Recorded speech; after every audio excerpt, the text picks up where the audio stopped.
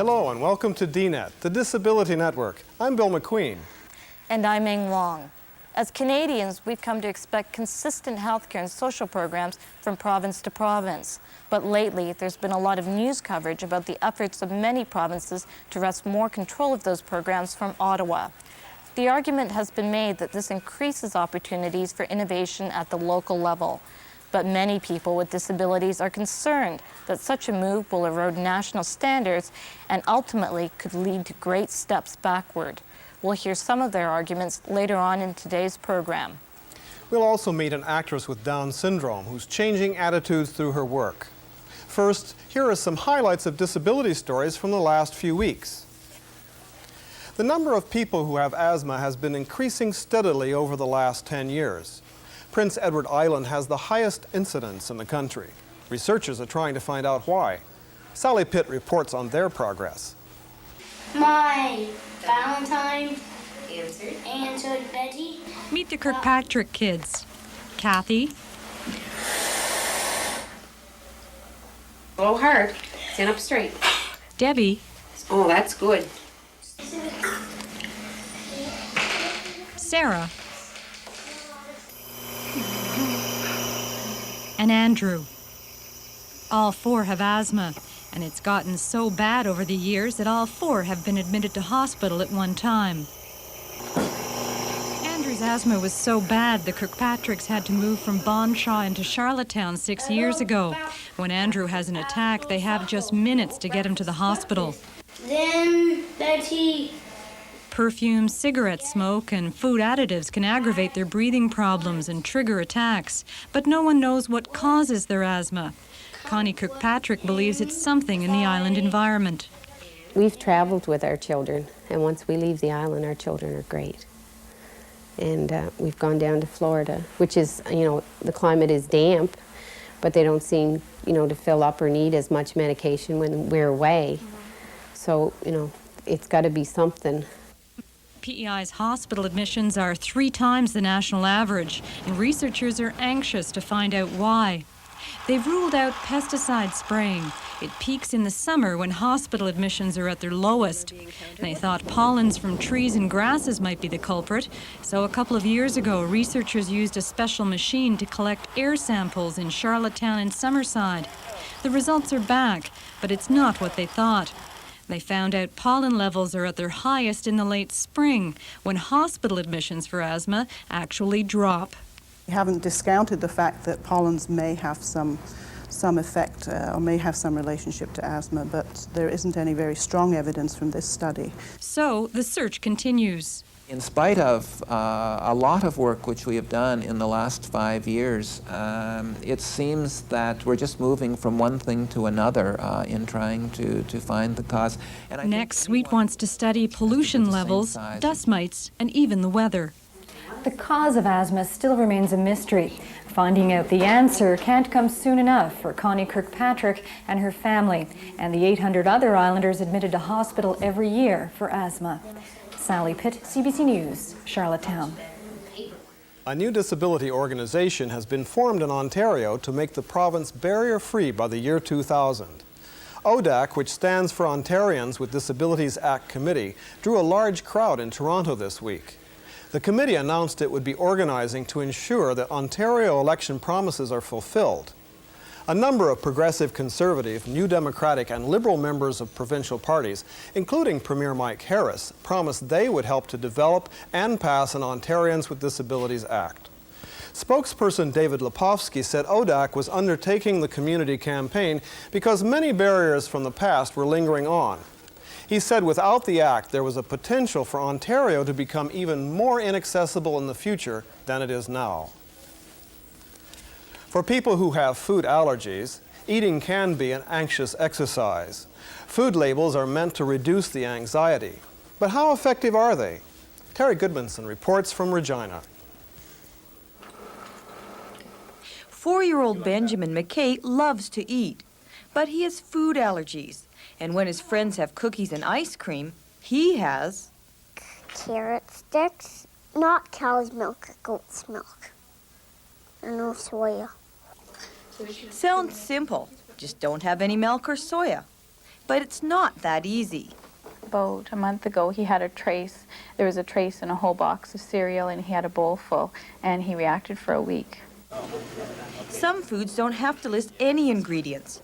Others don't have to list all of the ingredients. And still others use names most people can't pronounce and have no idea what they mean. You almost need a PhD in label reading to determine what's in some of these products. Shelley Case is one of many dietitians who want labeling laws changed. Over 14 years, she's seen an increase in food allergies. And she says she spends too much time phoning manufacturers to find out what is in their products. For example, you could pick up a package of taco seasoning and you look down all the ingredients and you don't know that the word caseinate is milk. Then you would think, okay, this product is all right if I have a milk allergy. Foods used as ingredients of ingredients can be listed by a generic class name, like vegetable oil, flavoring, or spices. Here's a good example, Terry, is granola bars.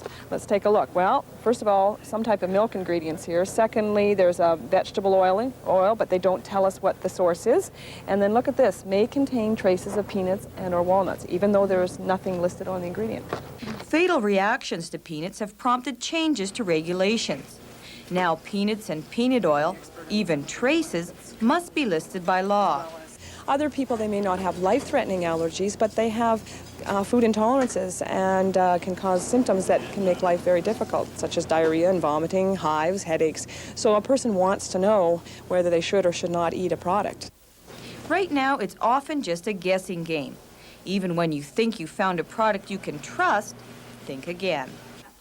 We had bought in some pizza crusts one time, and they were made with canola oil. We had checked, and he ate them, and they were fine. And the next time we bought the pizza crust again, and it was the same product, but they had changed to soybean oil.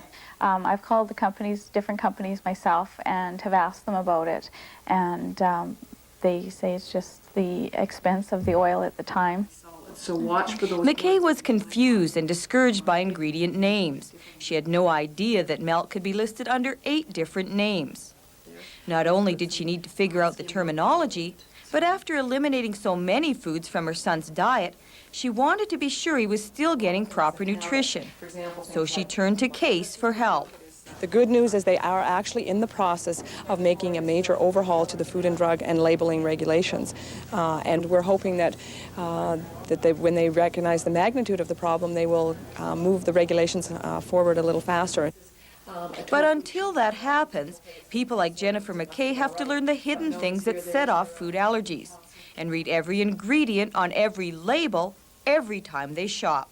If there is no greens on it, I can't have it. That's this week's Roundup of Disability Stories. When we come back, national standards. How significant are they for people with disabilities?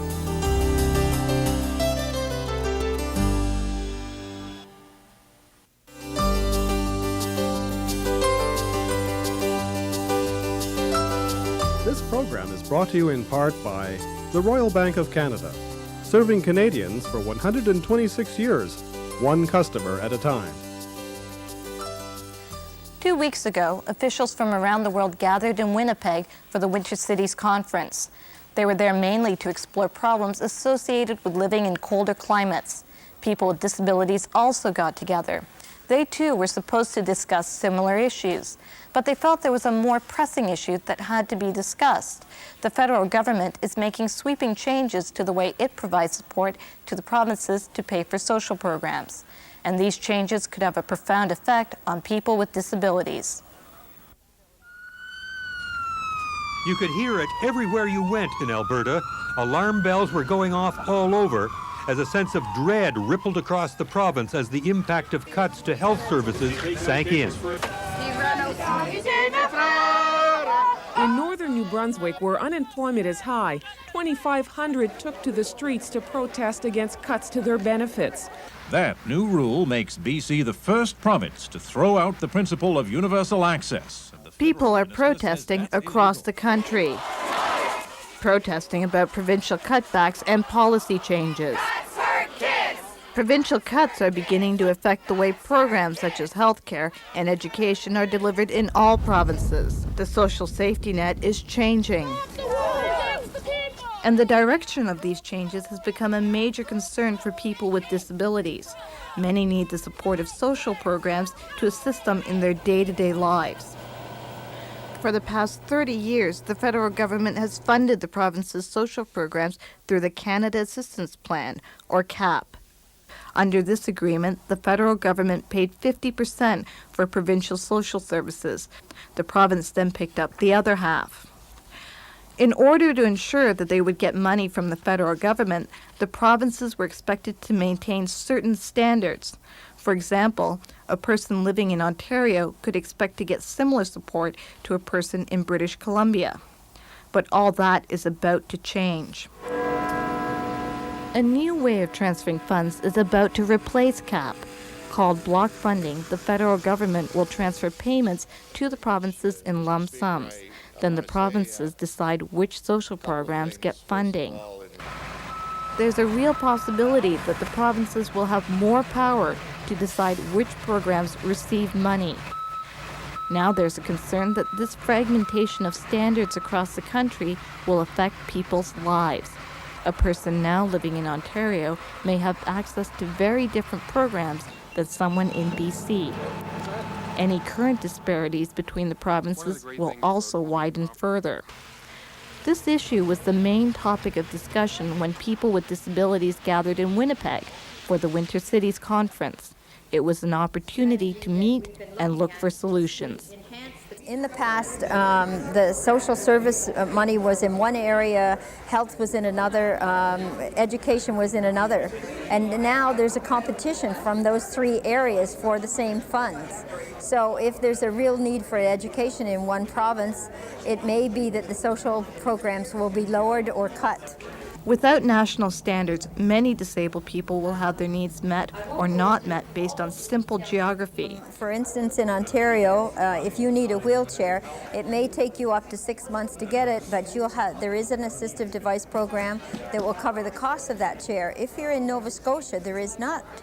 You would have to apply to social service groups or clubs to pay for the wheelchair and have to go to a certain center to get it. Many people, I understand, were going to Halifax from all over Nova Scotia because there was no place else that they could even apply to get one.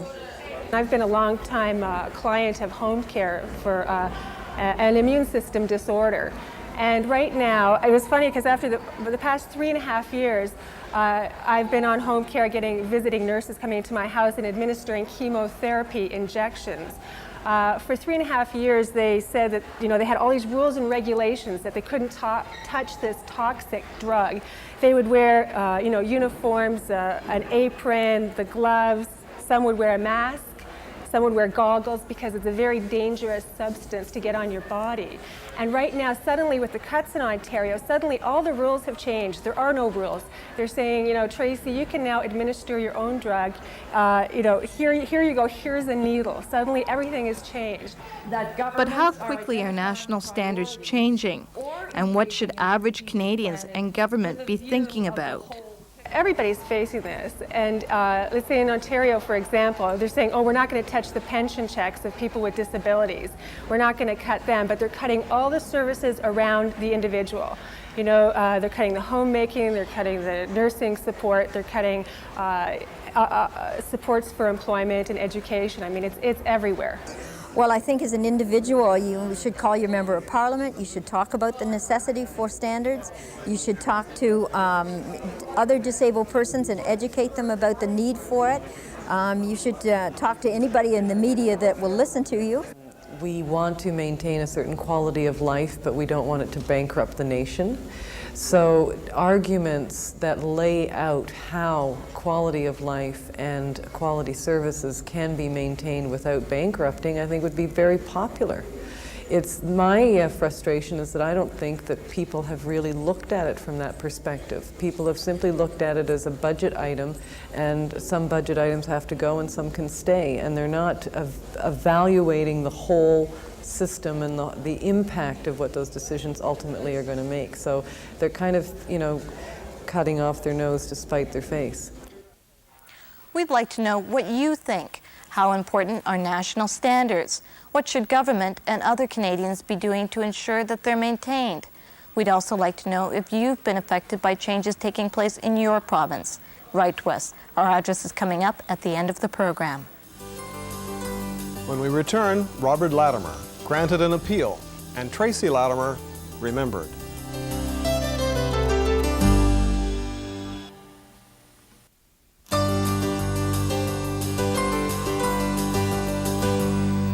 Last year, Robert Latimer filed an appeal of his murder conviction for killing his daughter Tracy. A few weeks ago, the Supreme Court of Canada agreed to hear the appeal. Eric Sorensen filed this report. In November of 1994, Robert Latimer, a Saskatchewan farmer, was convicted of the second-degree murder of his severely disabled daughter, Tracy. During the trial, the jury heard statements and saw a videotaped reenactment made by Latimer to police. Latimer admitted that he put his daughter into the pickup truck and pumped exhaust fumes into the cab. Tracy Latimer died of carbon monoxide poisoning. The Supreme Court of Canada decided it will hear arguments as to why those statements should not have been admissible in court. Mark Brayford says Latimer wasn't fully informed of his legal rights at the time he made the statements. If the court agrees, Latimer could win an outright acquittal. We are going to be arguing to the Supreme Court that if you take out the statements that were attributed to my client, that what was left isn't sufficient evidence on which to found a conviction for murder. The court will also hear an argument to grant Latimer a new trial. Last fall, it was revealed that the Crown prosecutor in the case had consulted with the RCMP to have some prospective jurors answer a questionnaire about their views on issues like mercy killing. Saskatchewan's Department of Justice suspended the prosecutor and is supporting Latimer's bid for a new trial. That we felt the actual personal contact with jurors relating to issues that were going to arise in the trial was contrary to the law, because it had the potential to raise a perception of unfairness. Latimer is not in custody. He's living on his farm during the appeal process. He says it's been a long ordeal. Really, it's been a very public display of a very personal matter, and I know I have the people with a greater capacity for thought on my side. No date has been set by the Supreme Court of Canada to hear the appeal. Typically, it would take several months for the court to hear the case, and Robert Latimer may not learn of his fate for another year. Eric Sorensen, CBC News, Saskatoon. Tracy Latimer's life and her death were also part of the focus of discussion for people with disabilities when they met in Winnipeg a few weeks ago. On a bitterly cold February day about a year ago, people gathered together across the country in vigils to commemorate the life of Tracy Latimer. Tracy was not seen as a person, but simply as the embodiment of a severe disability. Many people across Canada are still concerned that Tracy's murder signals danger to many more, if not all, people with disabilities. Whether or not our circumstances are anything like those of Tracy Latimer, we consider Tracy Latimer to be our equal. She was anyone's equal. Yes, we came together today with feelings of fear, pain, and anger.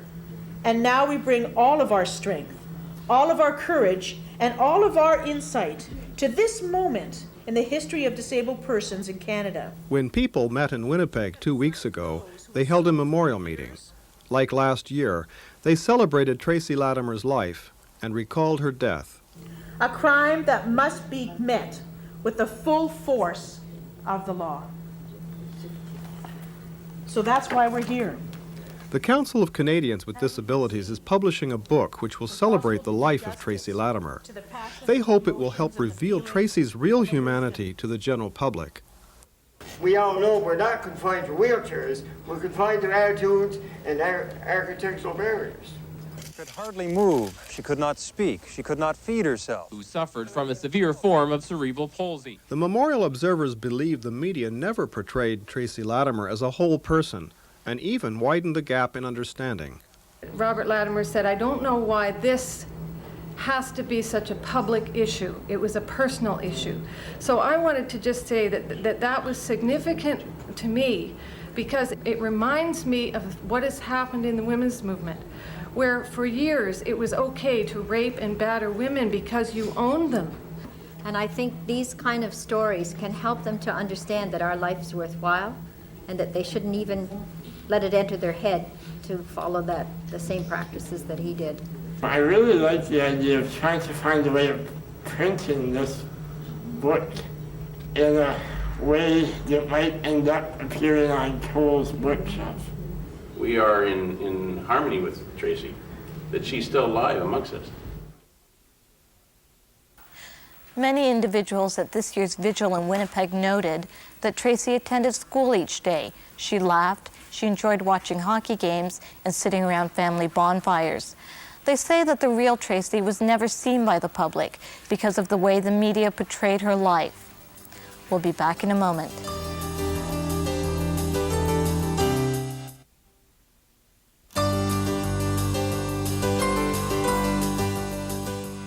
Ever dream of a career on stage or in front of the camera?